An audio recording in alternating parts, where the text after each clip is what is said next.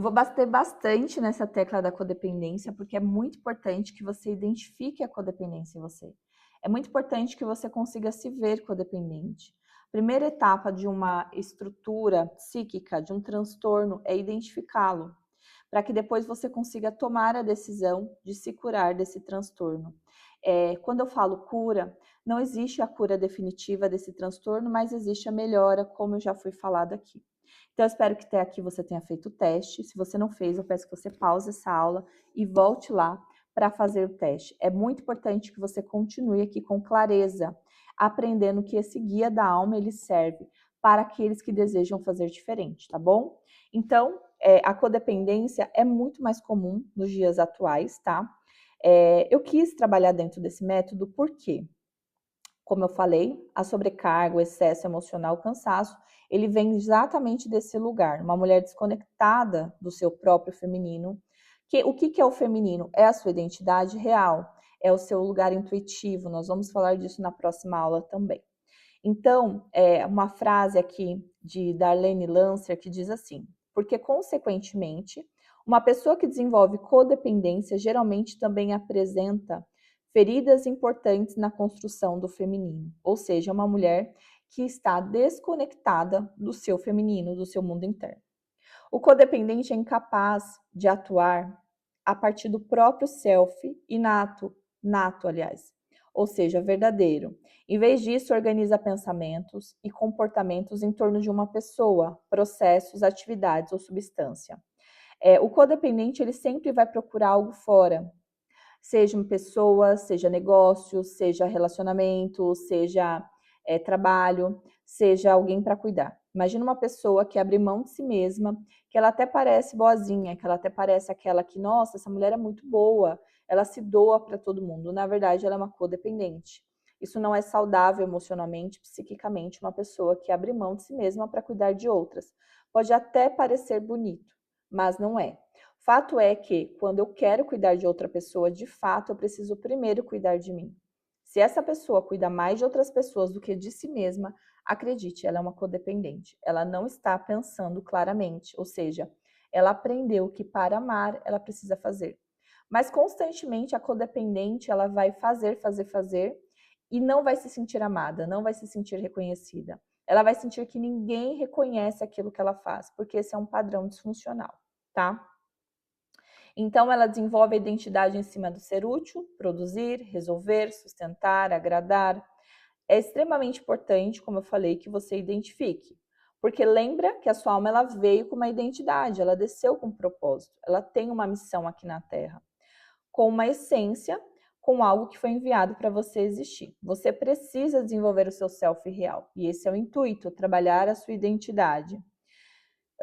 Bom, como esse self que é distorcido, ele é construído. Carl Rogers acredita que o self ele é formado através das experiências iniciais da criança com seus cuidadores, ou seja, a forma como seus pais enxergam a criança começa a construir a forma como ela enxergará a si mesma. Como é que você foi vista pelos seus pais? Será que eles estavam ali presentes fisicamente e emocionalmente? Ou não? Ou eles estavam de fato também ausentes fisicamente e emocionalmente? A criança ela precisou sentir que precisava ser aceita, vista, eu sou importante. Imagina uma criança que nasce dentro de uma família disfuncional, precisou cuidar dos irmãos, precisou cuidar de alguém doente. Aqui a criança ela constrói um self distorcido, né? Uma característica distorcida para sobreviver. Na verdade, ela não existe, ela só sobrevive, tá? Esse é o meio. Então, ela precisa ser amada e para isso ela precisa ser útil, ela precisa fazer. Bom, eu sempre conto um exemplo meu, né? Eu trabalhei muito tempo a ferida da rejeição, porque eu também fui rejeitada desde o ventre, desde o nascimento. E aí, quando eu entrava, a minha família tinha questões com o álcool, né? E quando eu entrava nos lugares, eu era a pessoa alegre, eu era a pessoa que brincava, que conversava, que fazia todo mundo feliz, o famoso bobo da corte. Só que essa identidade eu construí para ser amada, porque o clima da minha família era tão pesado que eu desenvolvi isso, essa característica, essa persona, essa máscara que nós vamos falar depois, para que eu pudesse ser aceita. e alegrar aquele ambiente, um ambiente pesado, um ambiente de alcoolismo, como eu já falei, e aquilo construiu em mim essa identidade. Era quem a André era? Não. Eu descobri que eu sou uma pessoa mais introspectiva, que eu sou uma pessoa mais seletiva, só que na verdade eu fazia dessa forma para ser aceita e com medo de acessar a rejeição. Então eu tinha medo. Depois que eu fiz o meu processo de individuação, ainda faço até hoje, descobri que na verdade eu não gosto de ser assim, eu não gosto de ser o centro das atenções. Então eu acabei trabalhando essa parte do meu emocional e isso, claro, que derivou mudanças nas minhas relações. Eu não sou tão convidada para aniversário, né? Por quê? Porque, na verdade, para festas em geral, porque eu era alegre, eu era legal, eu era engraçada. E quando se perdeu essa característica da persona para ser aceita, aquelas pessoas que gostavam de mim por esse motivo passaram a não me chamar mais.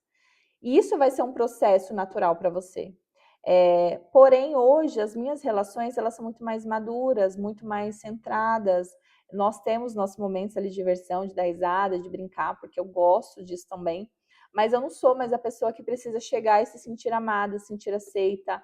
Essa é a minha característica. Talvez você tenha desenvolvido outras, talvez você introspectiva de repente porque a sua identidade foi construída porque de repente o clima era tão pesado que se você sorrisse, ou se você fosse alegre, você era boicotada, você, nossa, não, né, que você está falando alto, por que você está assim? Então, perceba como foi construído em você essa identidade, se analise, pense na sua infância, anote, faça um diário, imagine como você via a vida quando era criança, porque talvez é exatamente como você ainda está vivendo, né? Como nós sabemos, a infância é um chão que a gente pisa a vida inteira. Então, a ideia é quanto mais você identificar a sua codependência, mais você desconstruir essa identidade baseada, né? Quem eu preciso ser para ser amada? Ou, se eu parar de fazer, será que eu sou abandonada? Mas a grande questão é que quando nós fazemos isso, nós abandonamos parte de quem nós somos. Nós deixamos de existir por causa do outro. Nós deixamos de existir para ser amadas e talvez isso nem vai acontecer. Talvez a gente de fato nunca se sinta amada de verdade. Então essa estrutura que ela é psíquica, ela vai gerar um enfraquecimento do eu verdadeiro. Então, qual é esse processo? É você fortalecer o seu eu para que você possa descobrir de fato quem é você. Então, essa pessoa ela vai reproduzir relacionamentos destrutivos, relacionamentos que são de dependência, relacionamentos onde ela vai ter que fazer porque é algo conhecido da sua psique. Imagina que quando você era criança, apesar de ser disfuncional, era a forma com que você aprendeu a se relacionar. E aí você vai buscar relacionamentos que fazem exatamente, você sentir exatamente como antes. É importante que você identifique para que você possa decidir sair desse lugar de dor, sobrecarga, essa falta de reciprocidade ou excesso de responsabilidade, tá? Tudo isso ainda está na NEFST, tudo isso está na primeira etapa. Eu quero trazer aqui alguns comportamentos para quem desenvolve a codependência, tá? Então, normalmente ela desenvolve hipervigilância, ela desenvolve problemas na pele, ela desenvolve depressão, ansiedade. Por quê? Porque ela está super rígida, ela precisa atender às características que foram impostas e que ela aprendeu. Então, se você percebe que essa é a sua estrutura e que você nem sabe como fazer, calma. Aqui a gente está identificando, é o primeiro passo, como eu falei, não é para trazer culpa, mas é para trazer consciência e você entendeu que psiquicamente, intrapsíquico, foi formatado uma condição para que você pudesse ser aceita. E você, inconsciente, reproduz isso. Agora, a minha meta é te tirar desse lugar, mas primeiro, como eu te falei, esse primeiro módulo é um diagnóstico. É tudo aquilo que nós vamos identificar de disfuncional. E essa primeira camada da NEFST tem muito conteúdo. Tem traumas, tem as questões da nossa infância, tudo isso que a gente trata em terapia é dessa primeira camada. Existem outras camadas, existem outros lugares? Sim, mas nós estamos falando aqui do nível mais ainda baixo ainda, tá? Quando eu falo baixo, é desse mundo da ação, esse mundo ainda do fazer, quando você sente que tudo depende de você, que você não consegue confiar 100% que o mundo, que o espaço, que o universo, que o eterno, enfim, que a fonte divina te envie a provisão, onde o seu sucesso depende de você, onde você ouviu que se não fizer, nunca vai ter nada. Todo esse processo de amadurecimento, de conhecimento, vai te fazer atravessar, a produzir dentro de um feminino, onde você vai fazer menos força, mas vai trazer resultados constantes, tá bom? Vou te ensinar sobre ciclos, sobre a sua menstruação, sobre lua, o que isso tem a ver? Calma que você vai entender e vai fazer muito sentido para você. Eu já trabalho isso com as minhas clientes dentro do set terapêutico, falo bastante disso, porém nesse curso, qual é o diferencial? Nós vamos aprofundar.